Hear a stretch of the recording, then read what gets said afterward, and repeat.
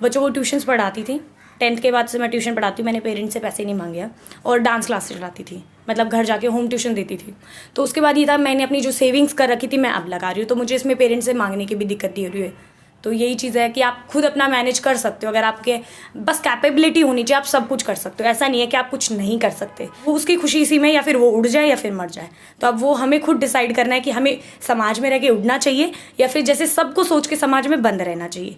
ये तो आप ही सोच सकते हो भाई। Hello everyone, welcome to motivation factory. दोस्तों, हमारे साथ एक और एसएससी एस्पिरेंट्स मौजूद हैं और ये डीयू से अपनी ग्रेजुएशन कर रही हैं। तो डीयू का इनका एक्सपीरियंस भी जानेंगे, क्या ग्रेजुएशन में कर रही हैं, कैसा इनका एक्सपीरियंस है और ये कैसे मैनेज करती हैं। एसएससी की तैयारी भी कर रही है और इनका ग्रेजुएशन भी चल रहा है। वो सारी चीज़ भी हम इस वीडियो में कवर करेंगे। और एक गर्ल्स के काफ़ी सारे कमेंट्स आते हैं, मेरे पास क्वेरीज भी आते हैं, बोलते हैं कि भैया हमें घर से परमिशन नहीं मिलती है, अलाउ नहीं करते हैं फैमिली वाले हम तैयारी कर सकें। तो इनके साथ भी ऐसा ही इशू हुआ था। तो वो सारी चीज़ भी हम बात करेंगे, कवर करेंगे, इनसे जानेंगे कि कैसे इनने घर वालों को कन्विंस किया।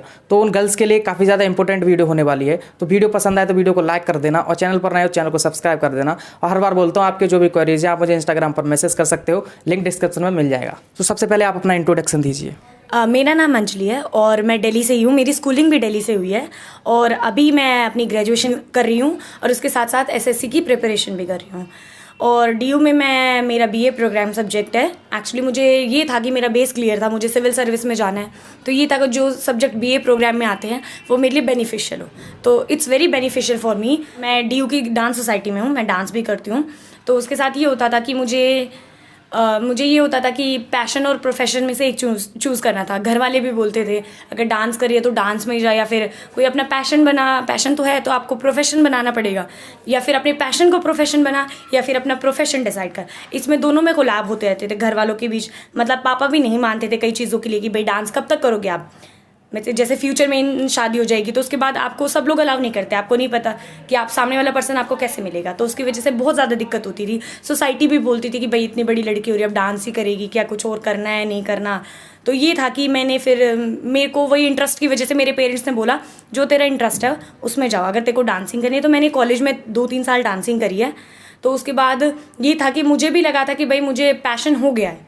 पैशन तो आपका ज़िंदगी भर चलता रहेगा, जब तक आप हो, जब तक तो तब तक पैशन चलता रहेगा। पर आपको प्रोफेशनली होना चाहिए बेस, कि आप सामने वाले पर्सन को बता सको कि आप प्रोफेशनली करते क्या हो। तो उसके लिए मेरा ये था कि मुझे बचपन से था बेस क्लियर कि मुझे सिविल सर्विसेज में जाना है। तो उसके लिए मैं एसएससी की प्रिपरेशन करने लगी।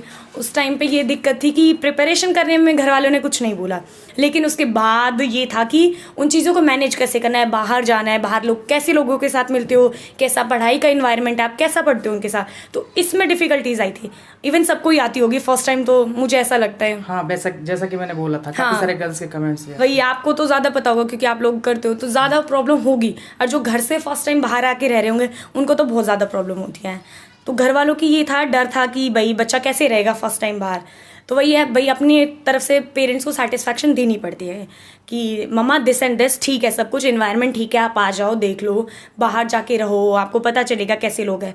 पर मेरे पेरेंट्स भी काफ़ी सपोर्टिव थे। उन्हें पता था कि जब बच्चा का भाई करने का कुछ एम है या फिर है तो उसको उसमें जाने देना चाहिए। आप कब तक ही रोक लोगे? आप एक बर्ड होता है, आप उसको पिंजरे में कब तक ही रख सकते हो? या फिर वो मर ही जाएगा या फिर वो उड़ना ही सीख लेगा। आप उसको थोड़े दिन तक बंद नहीं कर सकते। बंद कर लोगे सिर्फ अपनी खुशी के लिए कर लोगे, लेकिन जब तक आप वो उसकी खुशी इसी में, या फिर वो उड़ जाए या फिर मर जाए। तो अब वो हमें खुद डिसाइड करना है कि हमें समाज में रह के उड़ना चाहिए या फिर जैसे सबको सोच के समाज में बंद रहना चाहिए। ये तो आप ही सोच सकते हो भाई। तो अभी आपको कितना टाइम हो गया यहाँ तैयारी करते हुए? एक्चुअली तैयारी करते तो मुझे सिर्फ 1 मंथ हुआ है। पर ये होता है कि किसी भी तैयारी करने के लिए ना आप 1 महीने के लिए डिसाइड नहीं करते हो। होता है वो आपका बचपन से होता है। मेरा बचपन से था कि कर रहे हैं, मुझे प्रोफेशनली जाना है सिविल सर्विसेज में, इसीलिए बचपन से बेस था वो अब कंटिन्यू कर रही हूँ। पर वो बीच में मेरा पैशन आ गया था उसके लिए। तो ये है कि भाई आप कब तक ही अपने आप को रोक पाओगे। तो अभी मैं फिर यही है कि प्रिपेयरिंग कर रही हूँ एसएससी की। तो जैसा कि आपने बताया कि आपका बचपन से ही था कि आपको सिविल सर्विस में जाता है, तो तब आपको इंस्पिरेशन कहाँ से मिली, मोटिवेशन कहाँ से मिला कि मुझे सिविल सर्विस में जाता है? क्योंकि नॉलेज तो इतनी होती नहीं है उस टाइम पे। तो वो कैसे आपका मोटिव बना कि मुझे सिविल सर्विस में जाना है? एक्चुअली मुझे ये आप सही बोल रहे हो कि मुझे मोटिवेशन कहाँ से मिली। मुझे दिक्कत हुई थी क्योंकि मेरे घर में कोई भी गवर्नमेंट जॉब में नहीं है। तो ये था कि अगर कोई नहीं है तो मैं बन के दिखाऊंगी, क्योंकि अपनी जगह आपको खुद ही लेनी पड़ती है। हर जगह आपको जगह दी नहीं जाती। मुझे लगा मेरे पापा नहीं है गवर्नमेंट जॉब में, मम्मा नहीं है, और तो मुझे लग रहा है मतलब ये है, आप डिसाइड कर लोगे तो वो चीज़ें हो जाएंगी। तो फिर अगर आपका ऐसा ही था तो फिर आप डीयू में क्यों गए? तैयारी तो आप उस टाइम से कर सकते हो, काफ़ी अच्छी तैयारी हो भी सकती थी अभी तक। हाँ। तो फिर वो बीच में ऐसी क्या चीज़ें हुई, क्या सिचुएशन बनी कि आप बीच में इसको अपना परस्यू नहीं कर पाए? अभी आके आप जैसे ग्रेजुएशन का सेकंड ईयर है तब आप एसएससी की तैयारी कर रहे हो, तो वो बीच में ऐसा क्या कुछ हुआ? एक्चुअली मुझे ऐसा लगता है किसी ना किसी इंसान के अंदर कुछ ना कुछ छुपा होता है। तो अब मेरा उस टाइम पे ये था, मेरी 12th हुई थी, उसके बाद ये था कि मुझे आपसे ही बोल रहे हो कि या फिर पैशन में जाना है, प्रोफेशन में जाना है, या फिर प्रिपेयर करना है, या फिर आपको डांसिंग करनी है। तो मेरा ये था कि मुझे ऐसा लगता था कि अभी अभी मैंने स्कूल छोड़ा है, तो उसके लिए मुझे ना अपना पैशन परस्यू करना चाहिए, क्योंकि आपकी एजुकेशन साथ साथ चल रही है, वो तो आपकी कभी छूटेगी नहीं। जब तक आप नहीं चाहोगे आपकी एजुकेशन कभी नहीं छूटेगी। तो मैंने 2 साल की, उसके बाद ये लगा कि जितना मेरा मन था, जितना मेरे को करना था, जितना मुझे दिखाना था, कि सब जैसे बोलते थे कि क्या करेगी डांस में, मैंने उतना भी कर दिया। अब ये था कि अब जो चीज़ें हो चुकी है ठीक है, उसके बाद अपना परस्यू कर लो, आपके पास you have a lots of time to do this, इसीलिए। तो अभी आपने डांस का क्या सोचा? वो आपका पैशन है, वो तो लाइफ टाइम रहता है, कभी नहीं जाता। तो उसका क्या सोचा, आगे क्या फ्यूचर प्लान है उसका? जैसे अगर आप इसमें सेलेक्ट भी होते तो आगे की क्या सोच के रखा है आपने? ये आपका मुझे क्वेश्चन एज पर्सनल मुझे पसंद आया। ये है कि भाई पैशन किसी का भी नहीं जाता है, तो मेरे को लगता है पैशन जाना भी नहीं चाहिए। तो ये है कि डांसिंग मैं कभी छोड़ूंगी नहीं। वो तो जो करते हैं उनको पता ही होगा कि जब बजता है ना म्यूज़िक, वो अपने आप हो जाता है चीज़ें, वो आपको सिखाई नहीं जाती। पैशन का मतलब यही होता है आप उस चीज़ को देख के अपने आप ही वो चीज़ें मन में आ जाए, तो वो तो नहीं छूटेगा उस चीज़ के लिए। ऐसा नहीं होता कि भाई गवर्नमेंट जॉब है तो आप डांस नहीं कर सकते। इट्स द प्लस पॉइंट कि आपकी हॉबी भी है, साथ साथ उसको आप लेके चल रहे हो। एक्चुअली मेरे को अकेडमी एंड ऑल भी करना था कि जाके करना है, सिखाना है, तो वो भी चीज़ें हो जाएंगी, पर अभी थोड़ी फैमिली इशू है तो उसको अभी ब्रेक दे रखा है। पर देन अगर मेरी सिचुएशन ठीक हो जाती है, मेरे घर की सिचुएशन ठीक होती है, then I will do this. सही कहा आपने। अगर एक बार अपन सोसाइटी को प्रूव कर देते हैं तो उसके बाद कोई कहने वाला नहीं होता, फिर आगे कुछ भी करो। तो अभी आप ही बताइए कि आप ये सारी चीज़ मैनेज कैसे करते हो? आपका ग्रेजुएशन भी चल रहा है तो उधर भी तैयारी करनी पड़ती है, और आप एसएससी के लिए भी इधर मुखर्जी नगर में रह के तैयारी करते हो। ये सारी चीज़ मैनेज कैसे कर रहे हो? टाइम मैनेजमेंट, ये सारी चीज़। अभी तो जैसे सबको पता है लॉकडाउन की वजह से क्लासेस ऑनलाइन चल रही है, तो उसमें डिफ़िकल्टी नहीं होती। अगर आप प्रेजेंस में जाना पड़ता, मतलब आपको ऑफलाइन कॉलेज जाना पड़ता, तब आपको दिक्कत होती कि कोचिंग कैसे करते। फिर तो मैं कोचिंग वीक में दो दिन करती, जैसे सैटरडे संडे होती है। पर अभी कॉलेज नहीं है तो अपना टाइम दो ना, अगर आपके पास है टाइम। जैसे जिनके पास टाइम है ना, एक्चुअली मुझे ऐसा लगता है आप सबको देना चाहिए, क्योंकि टाइम एक बार चला जाएगा ना, वो वापस नहीं आएगा। आप घर वालों को भी नहीं समझा पाओगे कि भई ये इतना टाइम था अब चला गया, वो भी एक टाइम के बाद कब तक ही समझेंगे। तो अभी मेरे पास टाइम था तो मैंने परस्यू कर दिया। अभी गवर्नमेंट एग्जाम में काफ़ी सारे इशू चल रहे हैं। इशू क्या, पता नहीं उनका क्या सिस्टम रहता है। अगर कोई एग्जाम फॉर्म भरते हो आप, फॉर्म भरने से लेके आपकी ज्वाइनिंग तक करीबन 3 से 4 साल लग जाते हैं, तो इतना काफ़ी सारा टाइम लग जाता है। तो वो सारी चीज़ आपने भी सोचे होंगे अगर आप इस चीज़ में आए हो, तो उसको सोच के आप डिमोटिवेट फील नहीं हुए, या फिर कैसे आपने अपने आप को रेडी किया कि नहीं मुझे तो करना ही है, कितना भी टाइम लग जाए? तो वो सारी चीज़ कैसे? क्योंकि अगर अभी कोई स्टूडेंट सोचता है तो वो पहले यही उसके दिमाग में आ रहा है कि अभी 4 साल लग जाएगी आगे चल के, उसमें और कुछ भी कर सकता है बंदा। तो वो सारी चीज़ कैसे आपने सोचा? मुझे ऐसा लगता है कि इंसान को अपने प्रेजेंस में जीना चाहिए। अब आपको पास्ट तो चला ही गया है, उसके बारे में तो क्या ही सोच रहा, प्रेजेंस में जियो। अगर आपके पास अभी टाइम है तो करते रहो। अगर फ्यूचर का आपको नहीं पता कि भाई क्या चीज़ होगी क्या नहीं होगी, आप ये भी हो सकता है आपके बीच में कोचिंग छूट जाए या बीच में आपका प्रोफेशन छूट जाए, तो वो तो बाद की बात है ना। अभी बाद की सोच के अपना प्रेजेंस मत खराब करिए। तो उसके लिए आपको है ना करते रहो। ऐसा नहीं है करने के बाद आपको कुछ चीज़ नहीं मिलती है, लेट से ज़रूर मिलेगी पर मिलेगी ज़रूर।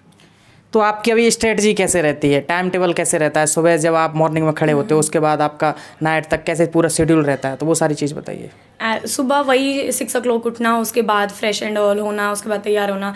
तो 9 बजे से मेरी कोचिंग की क्लासेस चल जाती है, 9 to 3 PM होती है।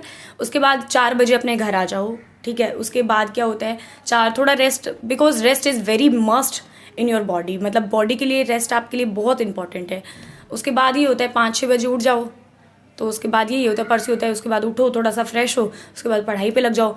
आप 3-4 घंटे पढ़ो, यूँ नहीं कि लगातार पढ़ते रहो। आपको हर 30 मिनट्स में थोड़ा ब्रेक देना चाहिए, 5-10 मिनट का, क्योंकि आपके माइंड को ब्रेक बहुत इंपॉर्टेंट होता है। इसीलिए वीकेंड्स में, जैसे जॉब होती है वीकेंड्स में वो मिलते हैं, वीकेंड्स मिलते हैं, जॉब में वीकेंड्स मिलते हैं। दैट्स वाई कि आपको ना जो आपकी रूटीन चल रहा है उससे थोड़ा ब्रेक मिलना चाहिए। तो पढ़ाई करते रहो, उसके बाद थोड़ा ब्रेक लेना बहुत इंपॉर्टेंट है। जैसे आपने 2-3 घंटे स्टडी कर ली, उसके बाद आप थोड़ा ब्रेक दे दो, जो आपको पसंद है वो कर लो। सफाई कर लो, सफाई भी पसंद होती है बहुत लोगों को, इवन मुझे भी साफ़ सुथरा रहना, मतलब ये चीज़ें बहुत पसंद होती है। तो ये चीज़ कर लो। उसके बाद नाइट में पढ़ के सोना मुझे ऐसा लगता है बहुत इंपॉर्टेंट, उससे अच्छी नींद भी आती है। और नींद लेना तो बहुत इंपॉर्टेंट है, बहुत ज़्यादा। चाहे आप 1 घंटा कम पढ़ लो, पर आपके लिए रेस्ट बहुत ज़रूरी है, बहुत ज़्यादा ज़रूरी है। तो आप अपनी पढ़ाई लाइब्रेरी में करते हो या फिर यहीं रूम पर रह के पढ़ाई हो रही है आपकी? लाइब्रेरी में ही करती हूँ, क्योंकि लाइब्रेरी में एक इन्वायरमेंट मिल जाता है। रूम पे ही होता है कि बेड है, सो जाओ, बैठे हो, कर लो, वो सबके साथ ही होता है। पर लाइब्रेरी में जाके एक इन्वायरमेंट मिल जाता है कि आप देखते हो दूसरे लोग भी पढ़ रहे हैं, उससे ज़्यादा मोटिवेशन होती है, तो उससे ज़्यादा पढ़ने में इंटरेस्ट आता है कि हाँ चलो सब पढ़ रहे हैं तो मुझे भी करना है कुछ, मुझे तो उनसे ज़्यादा करना है। अगर वो अपना 100 टाइम दे रही है, मुझे 105 टाइम्स देना है, ये होता है। राइट अभी एक इम्पोर्टेंट क्वेश्चन है कि आपने भी अपने फैमिली वालों को कन्विंस किया इधर तैयारी करने के लिए, तो काफ़ी सारे गर्ल्स हैं उनके साथ प्रॉब्लम होती है, तो उन पेरेंट्स को क्या मैसेज देना चाहोगे या फिर उन गर्ल्स को क्या सजेशन देना चाहोगे कैसे वो अपने पेरेंट्स को कन्विंस करें? मेरे साथ भी दिक्कत हुई थी। मेरे पेरेंट्स एक्चुअली अलाउ नहीं कर रहे थे आने के लिए, बिकॉज मेरा फर्स्ट टाइम है बाहर आके रहना। तो घर से ही होता था, स्कूलिंग भी, कॉलेज भी, सब कुछ। पर फर्स्ट टाइम ऐसा हुआ कि मुझे मुखर्जी नगर आके रहना पड़ा, तो उसमें दिक्कत हुई थी। मामा ने मना कर दिया, रिलेटिव ने मना कर दिया। पर ये होता है ना, आपके पास सबसे ज़्यादा स्ट्रेंथ आपके पेरेंट्स होते हैं। अगर उन्होंने हाँ बोल दिया ना, तो फिर अगर कोई थर्ड पर्सन भी बोले ना, आपको फ़र्क नहीं पड़ेगा। आप इतनी अच्छी अपने पेरेंट्स से बॉन्डिंग रखो कि आप जो भी करो ना, उनको ईजिली ट्रस्ट हो जाए। ईजिली ट्रस्ट ऐसे भी क्योंकि आप वो हो। अगर आप उनको सच बोलोगे तो उनको सच बिलीव होगा, पर उसके लिए आपको सच होना पड़ेगा, सच बताना पड़ेगा, सच्चा बनना पड़ेगा। तो वही है कि पेरेंट्स से कभी भी मतलब ये चीज़ मत रखो कि ये चीज़ बताने लायक है, ये नहीं है। होता है ऐसी जैसी हमारी एज चल रही है उसमें होता है कि ये चीज़ बताए पेरेंट्स को, ना बताए। पर ये है कि उसी हद तक करो ना जो आप पेरेंट्स को बता सकते हो। सही चीज़ में वे करोगे, आपको सही चीज़ मिलेगी। अगर आप बुरे वे में जाओगे तो आपको बुरी चीज़ मिलेगी ज़रूर। तो ये होता है कि मैं पेरेंट्स को भी यही बोलना चाहूँगी, थोड़ा सा मतलब बच्चा करता है तो ये कुछ सोच के ही करता है। जैसे हमारी भी माइंड डेवलपमेंट हो जाती है इतना, पेरेंट्स को लगता है अभी बच्चा है, हर पेरेंट्स को लगता है वो चाहे कितना ही बड़ा हो जाए, मेरा बच्चा छोटा है, अभी क्या ही समझोगे बाहर की। पर ये है ना कि पेरेंट्स को ये समझना चाहिए, भाई बच्चा बाहर जा रहा है तो वही है कि उसकी डेवलपमेंट होगी, कैसे लोग मिलते हैं, कैसे नहीं मिलते, उनको समझेंगे तभी तो वो रह पाएंगे उनके साथ।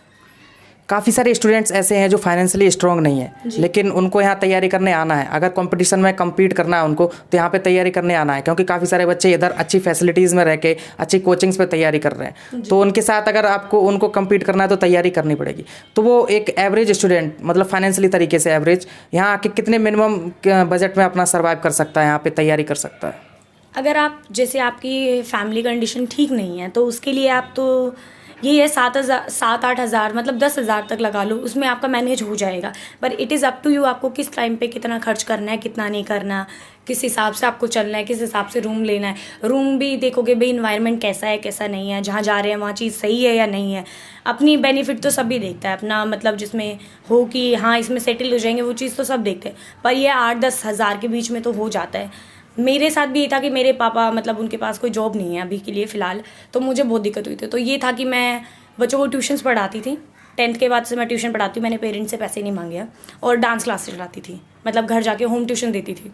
तो उसके बाद ये था मैंने अपनी जो सेविंग्स कर रखी थी मैं अब लगा रही हूँ, तो मुझे इसमें पेरेंट्स से मांगने की भी दिक्कत नहीं हो रही है। तो यही चीज़ है कि आप खुद अपना मैनेज कर सकते हो, अगर आपके बस कैपेबिलिटी होनी चाहिए, आप सब कुछ कर सकते हो। ऐसा नहीं है कि आप कुछ नहीं कर सकते, आप जो नहीं भी कर सकते ना वो भी कर सकते हो, बस ये मन में होना चाहिए आपके।